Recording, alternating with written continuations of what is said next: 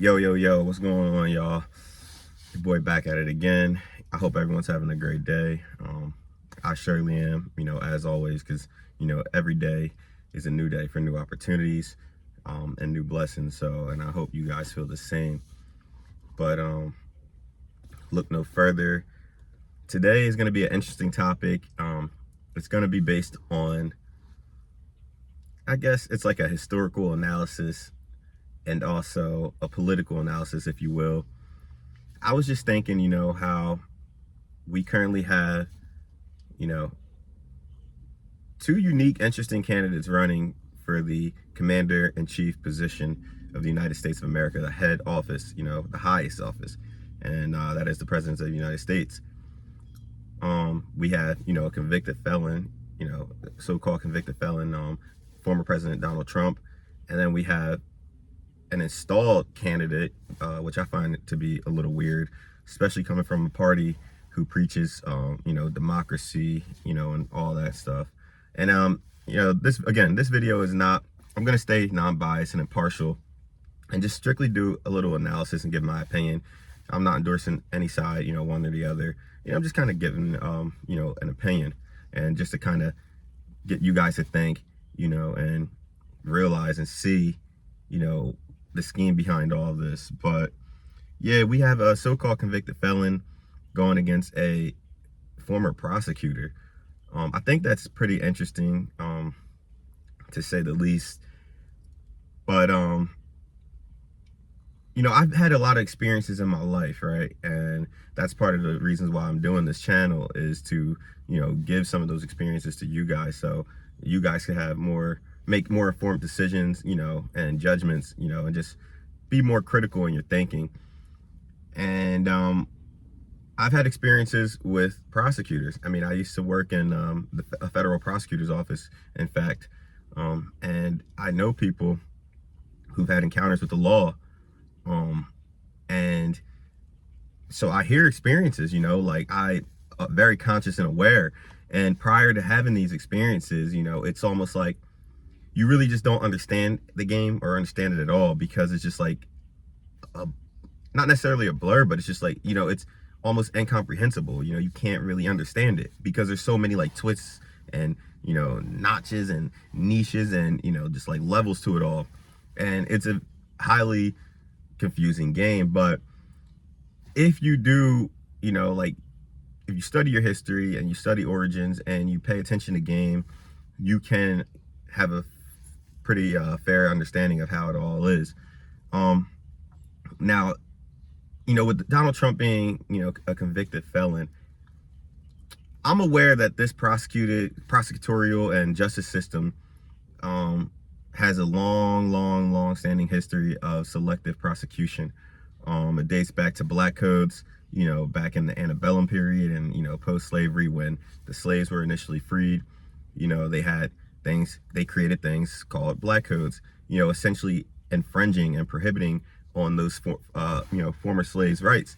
Laws such as, some familiar laws such as loitering, stealing, you had to be employed, and so forth. Like these, like if you were just, standing around in black, they would lock you up. If you were, you had nothing, you were recently, freed. So of course people are going to be stealing at, a higher rate. You have absolutely nothing. You're not given any opportunity, criminalized, and things of that nature.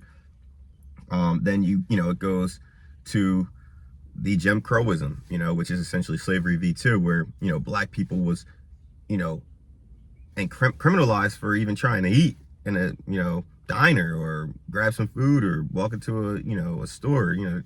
Everything that they did was nearly criminalized. They couldn't, buy property, they couldn't rent anywhere, so all of this stuff, kind of created a, kind of like an empire for, the criminal justice system to, again, selectively prosecute, target people of a certain race or kind, and what they did was essentially strip all these people, from opportunity, from access to wealth, even, infringed on their rights, took them all away, put them in prisons, then strip even more freedoms and rights, And when they come out, it's like they have to revert back to crime. It's almost like they have to revert back to crime because nobody's going to give them an opportunity, you know?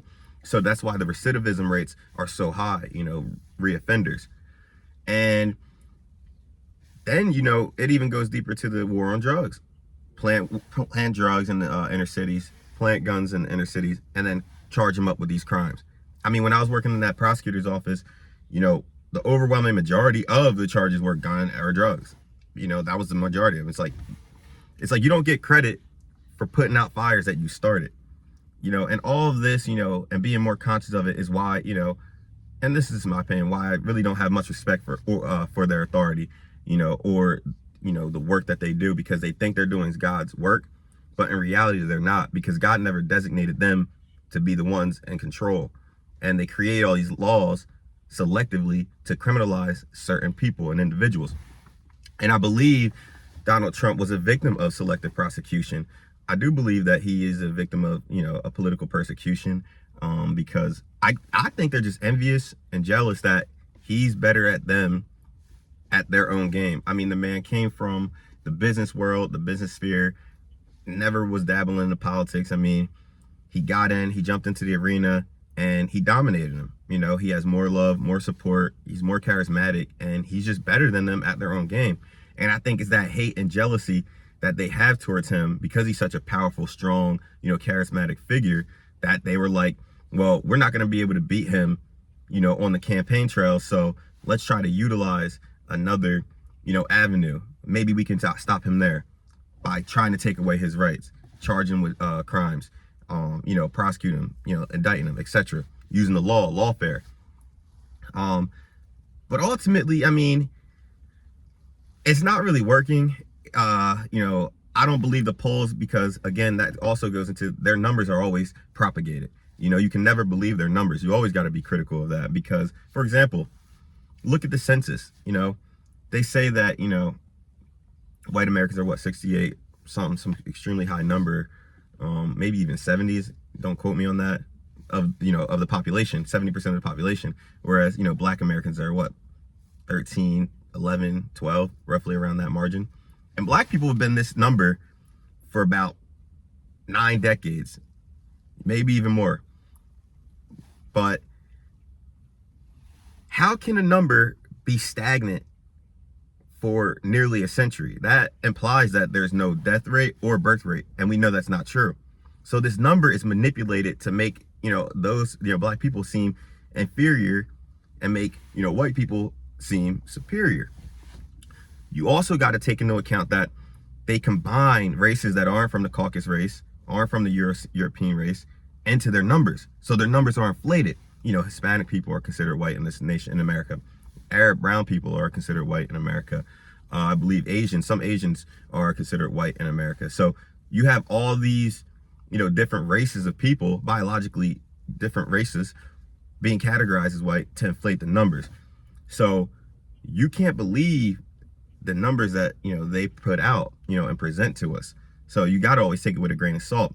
Just like with the propaganda in the media, they're saying that this candidate, Kamala Harris, is, up in the polls here, up in the polls there.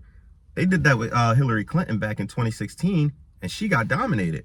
So, their argument would be, oh, well, she won the popular vote, or this and that. It doesn't matter. She lost the race fair and square. The electoral, voted for Donald Trump, not her. And I believe it's probably going to be an even greater landslide victory for, former President Trump against Kamala Harris, because, they installed her so late into this election, and, she almost appears as if she doesn't know what she's really doing. She has no policy and no substance to her campaign. So that's just, that's that there. But the fact that she's a prosecutor is strange. It's like we've had throughout our history presidents who were lawyers, defense attorneys. For example, Abraham Lincoln was one. Barack Obama was an attorney. Who else? Joe Biden, in fact, was actually an attorney, if people didn't know that. But these guys were defense attorneys defending the people, you know what I'm saying? As opposed to prosecuting the people. And she's an opportunist. So, she was just, an overly aggressive prosecutor. So she's just charging, locking up as many as she could. And the overwhelming majority of those people were Black Americans, which is a decisive voting bloc in the United States of America because we have numbers. Again, we're not 13% of the population. We're probably roughly like 30, a margin of 30 through 35, I'd say. Maybe even more, room for more. But, all of this, to say that just the simple fact of her being a prosecutor was anti the people, if you follow what I'm saying. Like, you have defense attorneys and you have prosecutors. The defense attorneys are defending the people. They're fighting for the people from the allegations and the charges that the government presents to them. Government is known for fabricating charges, which in fact Kamala Harris has done before in the past. You guys should look into that. When she was at the district attorney in the state of California, San Francisco, I believe. They fabricate crimes. They plant evidence. They overly charge. They have the unlimited resources because they're funded by the taxpayers. So you're already disadvantaged as a defense attorney because you're limited on resources where they can just continue to go. But yeah, I don't think her being a prosecutor, benefited her cause or case to be the president of the United States. I think that right there in itself, kind of distances a lot of people, a big voting block from her, because they're like, well, I mean, you were on the side against the people, you know what I'm saying? Like, now if she was a defense attorney, that would be a completely different topic, but she wasn't. She was a prosecutor, convicting people, locking people up, destroying their rights, taking away their rights, and, making their lives 20, 30 times harder, after, they already paid their debt to society. So I definitely think this is an interesting, time period, being, Trump the convicted felon and her being a prosecutor. Also, it's definitely unprecedented for, someone to kind of just be installed, a couple months out of the presidential election. Don't forget, she lost by a landslide and had to drop out of the 2020 election because she was so unpopular. And that was when she rightfully entered the arena on her own. She received no delegates. She didn't get much of the voting population on her own. She actually had to drop out because she couldn't poll over 3%. So these are things that we can't forget. And these are the things that we have to consider because, the media is just trying to trick you into, either not voting or voting for her, inflating her numbers, propagating them up, making her out to be this great candidate. But you got to be able to see through all that. You got to be able to see right down the middle, do your research, do your homework, and be critical. Don't just accept things as true from these, just because they're in an authoritative position. It's like the equivalent to, oh, just believe the teacher because I'm the teacher and I said so. Teachers lie all the time. Just believe, the doctor because I'm the doctor and I'm in this position and I said so. You got to be critical. Just because you're in a position of status or authority doesn't mean that you're absolutely right and you're absolutely true. And that's why I believe we got to be critical of all these institutions and organizations, and especially the government, because we know what they do. We know what they're capable of. But yeah, y'all, it's definitely an interesting race, a unique race, unprecedented. With Donald Trump being a convicted felon and her being a prosecutor. Definitely weird times, man. But y'all just always keep an eye out, man, and be critical of these things because they try to play with our minds as if we're some just fools. But my base, me, myself, and the people watching, we're more critical and conscious, to just beat into the game. So yeah, y'all, that's it for today. Again, if you like the content, please like, comment, subscribe, and tune in, man. It's going to be a lot of conscious discussions on here, man. A lot. And informative as well. So that's it for y'all, man. Take it easy. I'm out. Peace.